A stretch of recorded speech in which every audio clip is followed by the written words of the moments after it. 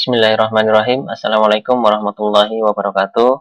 Teman-teman semuanya, Bapak Ibu guru, para siswa, atau siapapun yang sedang menyaksikan channel ini, saya doakan semoga kalian semua dalam kondisi yang sehat walafiat, semangat dalam belajar, dan juga semoga rezekinya senantiasa dilancarkan. Amin ya rabbal alamin. Kita lanjutkan soal KSMMI 2019. Matematika terintegrasi. Kali ini kita lanjutkan ke soal yang ke-17. Mari kita baca soalnya. Alternatif rute jalan dari Bukit Sofa ke Batul Wadi, kawasan di antara kedua bukit yang ditandai oleh lampu pijar berwarna hijau adalah 8 rute yang berbeda. Sedangkan alternatif rute jalan dari Batul Wadi ke Bukit Marwah adalah 9 rute yang berbeda dengan rute sebelumnya. Ibadah sa'i dilakukan dengan berlari-lari kecil dari Sofa ke Marwah dan sebaliknya sebanyak 7 kali.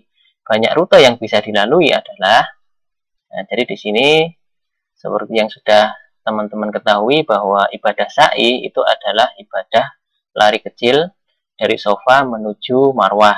Jadi kalau saya buat ilustrasi seperti ini, jadi misalkan yang sebelah kiri adalah Bukit Sofa, yang sebelah kanan adalah Bukit Marwah.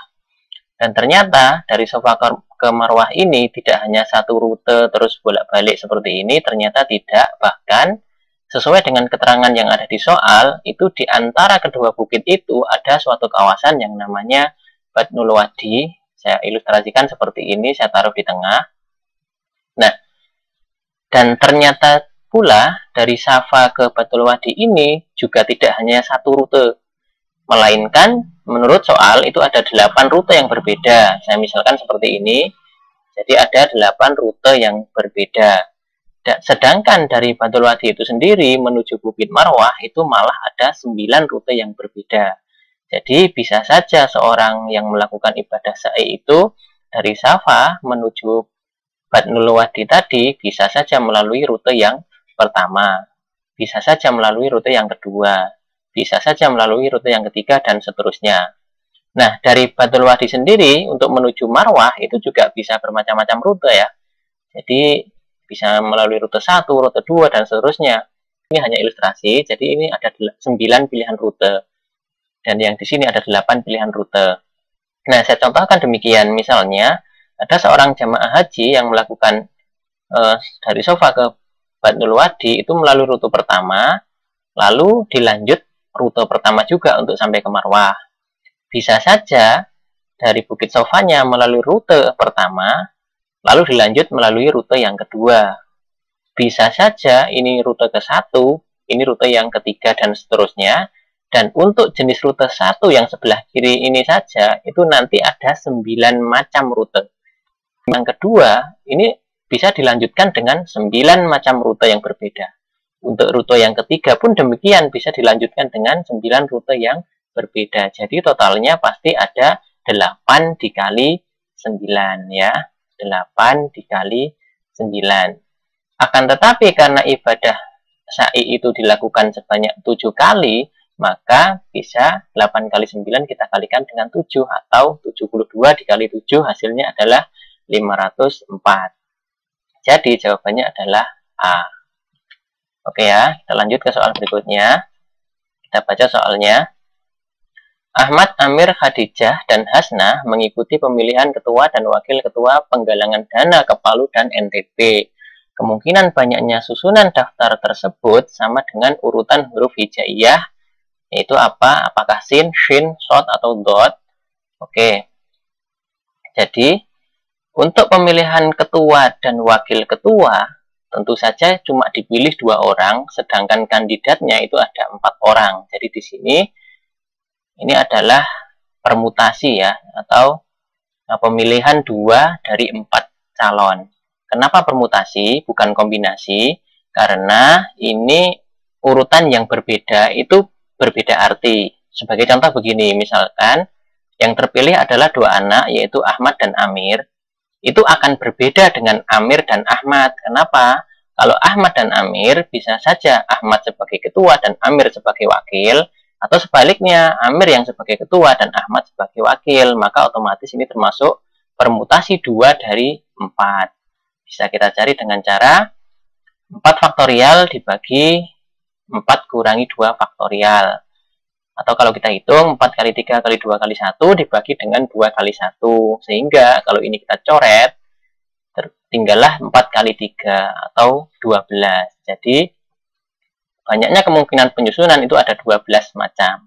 Atau kalau kita hitung secara manual, kita misalkan Ahmad itu A, Amir adalah B, Khadijah adalah C, Hasna adalah D, maka susunan itu yang mungkin ada seperti ini ya, AB, AC, AD, BA, BA, BC, BD, maaf ini BC harusnya yang ini ya. Jadi yang ini adalah BC. Kenapa ada AB, ada BA? Ya seperti yang saya sampaikan tadi bahwa kalau AB maksudnya A sebagai ketua, B sebagai wakil, sedangkan BA itu adalah sebaliknya. Demikian juga di sini ada AC, di sini ada CA. Itu karena wakil dan ketua itu posisi yang berbeda. Jadi totalnya ada 12. Nah, lalu huruf hijaiyah dalam urutan yang ke-12 itu apa? Kita lihat di sini 1, 2, 3, 4, 5, 6, 7, 8, 9, 10, 11, 12. Jadi huruf hijaiyah urutan ke-12 adalah huruf Sin. Jadi jawabannya adalah A. Oke, demikian ya. Lanjut. Naila selalu puasa sunnah Isnin dan Kamis. Aisyah selalu puasa Ayyamul Bid setiap bulannya. Naila mulai puasa Isnin pada tanggal 24 Juni 2019, sedangkan Aisyah mulai puasa Ayyamul Bid pada tanggal 17 Juni 2019. Naila dan Aisyah puasa bersama pada hari dan tanggal berapa? Oke ya, kalau ini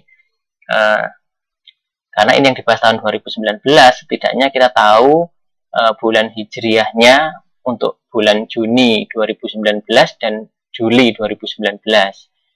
Bisa teman-teman lihat di kalender Juni dan Juli 2019 berikut ini ya.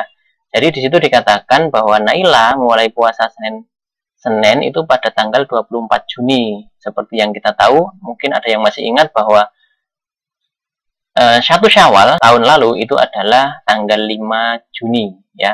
Otomatis kalau kita urutkan di sini 7 hari kemudian itu tanggal 8 Syawal. Lalu 7 hari kemudian itu tanggal 15 Syawal ya. Di sini. Lalu Kamisnya ini adalah bertepatan dengan tanggal 16 Syawal. Otomatis di sini belum ada puasa yang bersamaan ya, karena Ayyamul Bid itu adalah puasa di pertengahan bulan Hijriah ya maksudnya, yaitu tanggal 13, 14 dan 15 Hijriah setiap bulannya. Nah, di sini kita akan mencari mana puasa Ayyamul Bid yang bertepatan dengan hari Senin atau hari Kamis. Nah, di sini ternyata yang berdekatan adalah ketika tanggal 16, 17, 18 ini adalah Ayyamul Bid ya, bulan setelah Syawal ya. Nah, di sini yang bertepatan dengan hari Senin atau Kamis adalah bertepatan pada tanggal 18 Juli 2019. Jadi mereka berpuasa bersama. Si Naila puasa Senin dan Kamis, dia puasa Kamis tanggal 18, dan ternyata tanggal 18 Juli itu bertepatan dengan puasa Ayyamul Bid. Oke ya, jadi jawabannya adalah B ya. Lanjut ke soal yang nomor 20. Pada setiap Lebaran Idul Fitri, keluarga besar Uinsa selalu mengeluarkan zakat sebanyak 99 juta rupiah. Dana tersebut berasal dari zakat mal dan zakat fitrah. Zakat fitrah yang dikeluarkan sebanyak 300 kuintal beras dengan harga 1 kg beras Rp12.000. Total penghasilan keluarga besar Uinsa yang berasal dari zakat mal adalah, jadi di sini zakat yang sebanyak 99 juta rupiah itu berasal dari zakat mal dan zakat fitrah. Atau kalau saya tuliskan seperti ini, zakat mal ditambah zakat fitrah itu sama dengan 99 juta. Nah, dari zakat fitrahnya itu sendiri, 1 kilo seharga 12.000, kalau ada beras sebanyak 300 kuintal, maka itu ada berapa jumlah uangnya? Mari kita ingat lagi bahwa 1 kuintal itu adalah 100 kg. 300 kuintal berarti 300 dikali 100 kg sama dengan 30.000 kg. Apabila 1 kilo harganya 12.000, otomatis 30.000 kilo harganya adalah sebanyak 360 juta rupiah. Nah, di sini kalau kita lihat zakat mal ditambah zakat fitrah saja itu jumlahnya hanya 99 juta rupiah. Sementara dari zakat fitrah saja sudah 360 juta rupiah. Jadi ini mungkin ada kesalahan di soal ya. Jadi 360 juta rupiah ditambah berapa agar menjadi 99 juta, tentu saja ini tidak minus ya.